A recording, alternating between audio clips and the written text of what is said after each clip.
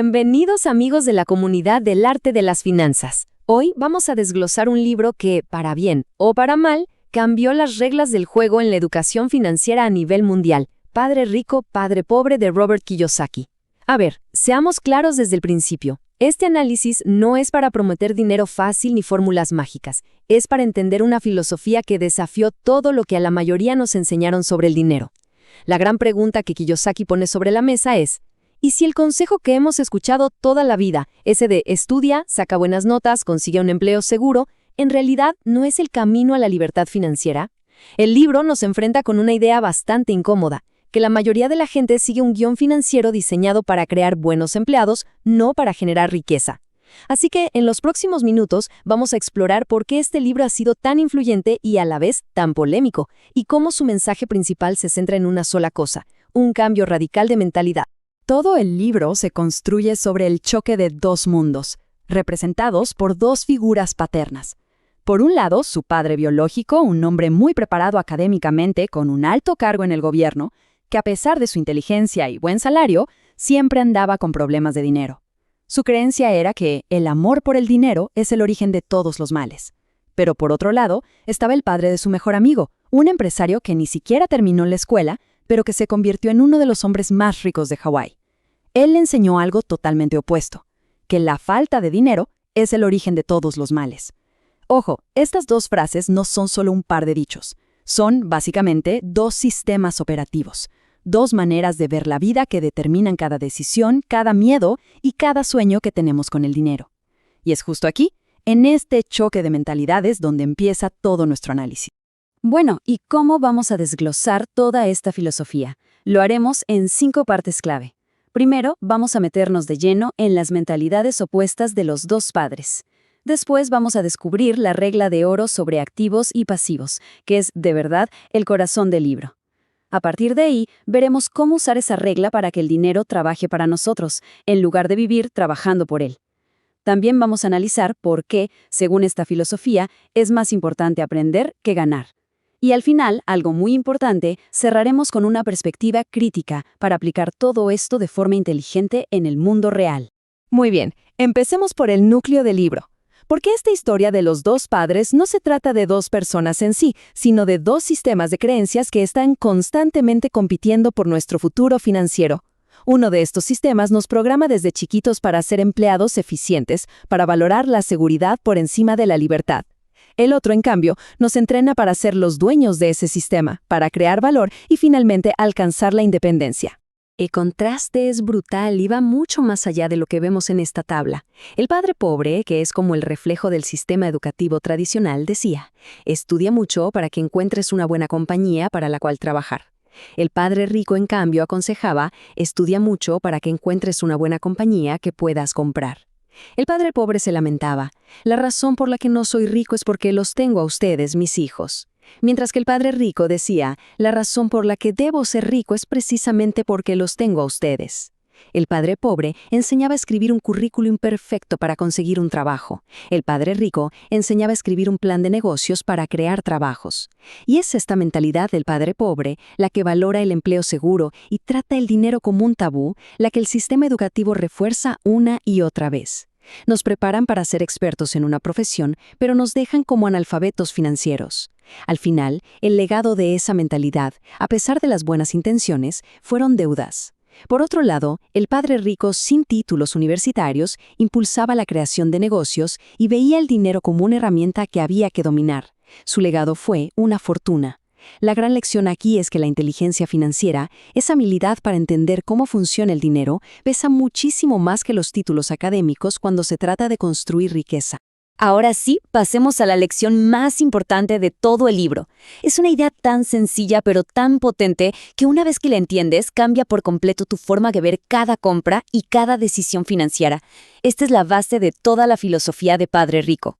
La definición de Kiyosaki de un activo es revolucionaria por lo simple que es. Olvidémonos un momento de la contabilidad complicada y las definiciones de diccionario. La pregunta es una y muy clara: ¿esto que voy a comprar pone dinero en mi bolsillo de forma constante? Si la respuesta es sí, es un activo. Punto. No importa si es una propiedad para alquilar, una acción que da dividendos, un bono o un negocio. La clave no es ser dueño de algo, sino que ese algo te genere un flujo de efectivo positivo. Según el libro, la gente rica dedica su vida entera a construir una columna sólida de activos que les generen ingresos.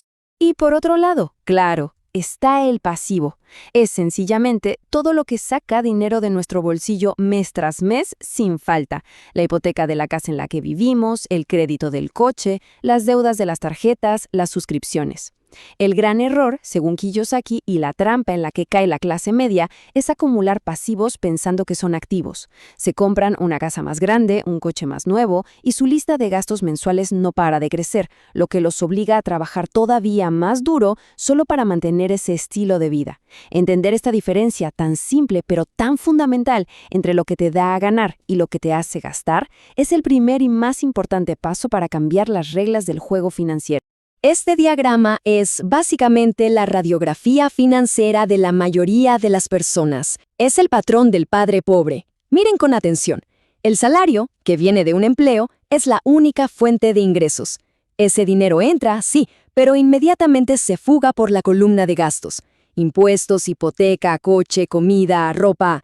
El dinero casi ni toca la cuenta. Y la columna de activos, que es la que de verdad genera riqueza a largo plazo, está peligrosamente vacía. Es un ciclo de trabajar para ganar y luego gastar para pagar. Kiyosaki lo llama un patrón de supervivencia financiera. No importa cuánto suba el sueldo, si no se rompe este patrón, la persona siempre va a depender de su próximo pago. Es correr en una rueda sin avanzar. Ahora, miren cómo cambia el juego del otro lado. Este es el flujo de los ricos. El enfoque es completamente diferente y se centra en una sola cosa, la columna de activos. Su principal fuente de ingresos ya no es un salario, es su portafolio de activos. Hablamos de bienes raíces que alquilan, acciones que pagan dividendos, negocios que funcionan sin que ellos estén ahí todo el tiempo, propiedad intelectual. Estos activos generan ingresos que no solo cubren sus gastos, sino que además dejan un extra. ¿Y qué hacen con ese extra? Lo reinvierten para comprar más activos. Este es el verdadero motor de la riqueza. Un sistema que se alimenta a sí mismo, donde tus activos pagan tus gastos y con el tiempo te dan la libertad de no tener que depender de un empleo. Y esto nos lleva a la pregunta del millón, la idea más polémica y quizá la más malinterpretada del libro. Según la regla de Kiyosaki, la casa en la que vivimos no es un activo. De hecho, para la mayoría es un mayor pasivo. A ver, ¿por qué? Simplemente por la dirección en la que fluye el dinero. Cada mes, la casa saca dinero de tu bolsillo. La hipoteca, los impuestos, los seguros, los servicios, el mantenimiento, no genera ni un solo peso de ingreso. Ojo, Kiyosaki no dice que no compres una casa. Lo que dice es que no la confundas con una inversión. Es un lugar para vivir, un gasto de estilo de vida.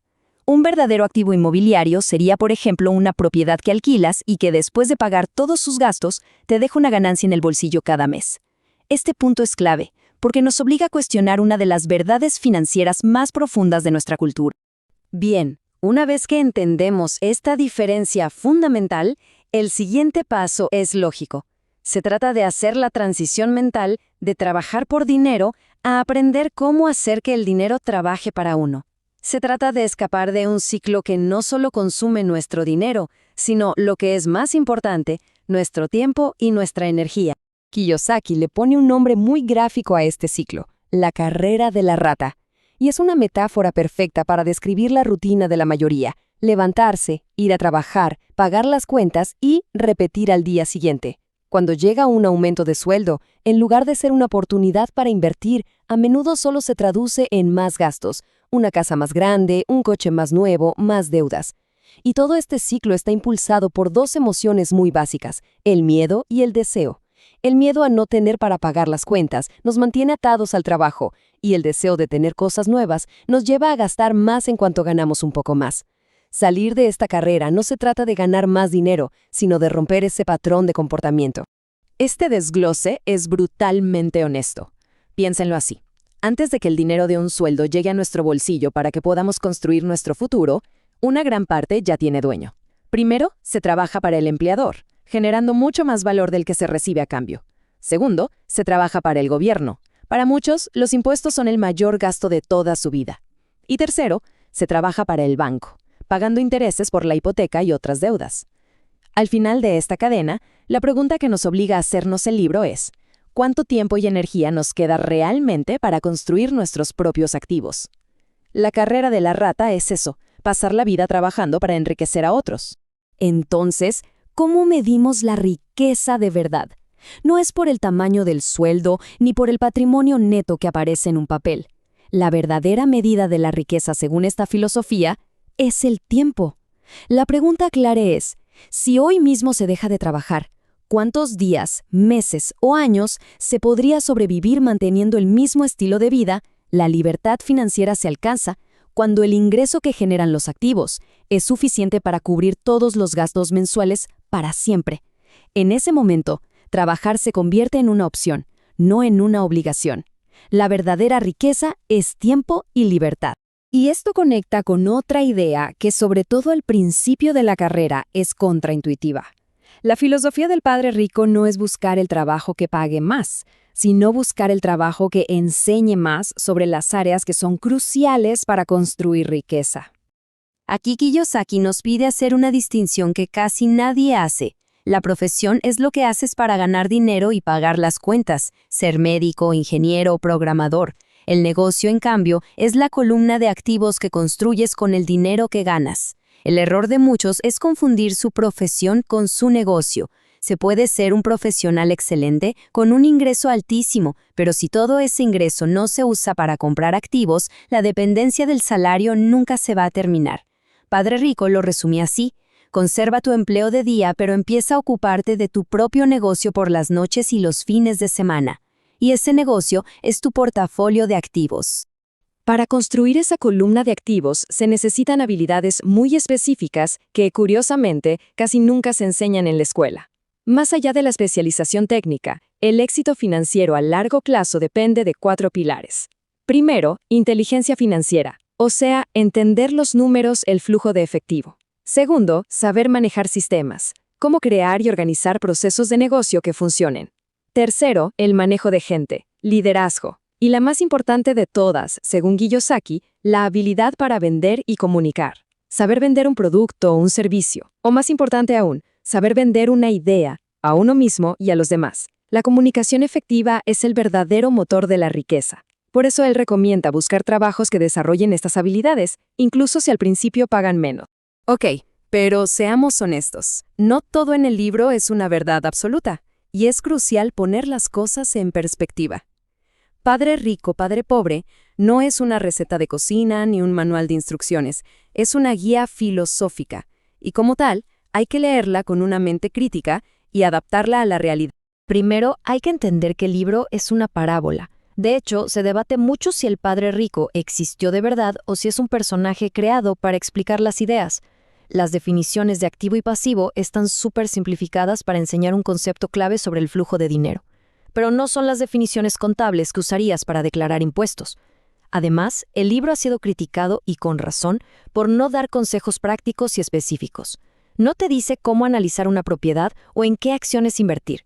Y quizá la crítica más común es que puede parecer que glorifica el riesgo. Pero el mensaje de fondo no es tomar riesgos a lo loco, es invertir en educación financiera para poder ver oportunidades donde otros solo ven peligro. El objetivo no es ser temerario, sino volverse tan competente que lo que parece arriesgado para el resto, para uno sea un riesgo calculado y manejable. Y al final, este es el mensaje central y el verdadero legado del libro. Padre Rico, Padre Pobre no ofrece un plan paso a paso. Su valor no está en las tácticas, sino en la estrategia de pensamiento que propone. Lo que busca es provocar un cambio de mentalidad profundo. Pasar de pensar como un empleado a pensar como un inversionista. De buscar seguridad laboral a buscar libertad financiera. De tenerle miedo al dinero a aprender a usarlo como una herramienta. Es el punto de partida, como el despertador para mucha gente, no el mapa completo del viaje. Y para cerrar, esta cita nos recuerda algo fundamental. La educación financiera por sí sola no es suficiente. Uno puede leerse todos los libros y tomar todos los cursos, pero si no hay acción, no hay resultados. El libro argumenta que el éxito financiero requiere valor, la audacia de pensar diferente a la mayoría, la disposición para equivocarse y aprender del error, y la valentía para superar el miedo al fracaso. El conocimiento técnico tiene que ir de la mano con la inteligencia emocional y el coraje para actuar. No se trata de ser imprudente, sino de tener la audacia de aplicar lo aprendido. Con todo esto sobre la mesa, la pregunta que queda flotando no es cómo me hago rico mañana, sino una mucho más personal. ¿Cuál es ese primer pequeño paso, esa primera acción o cambio de pensamiento que se puede dar hoy mismo para empezar a cultivar esta nueva forma de ver el dinero? La respuesta, claro, es diferente para cada persona y es justo ahí donde empieza el verdadero camino hacia la independencia. Este cambio de mentalidad es un viaje, no un destino. Si este primer análisis de ideas resonó, los invitamos a que sigan construyendo su inteligencia financiera con nuestros otros análisis. Gracias por habernos acompañado en esta explicación. El camino hacia la libertad financiera empieza con una sola decisión, la de aprender.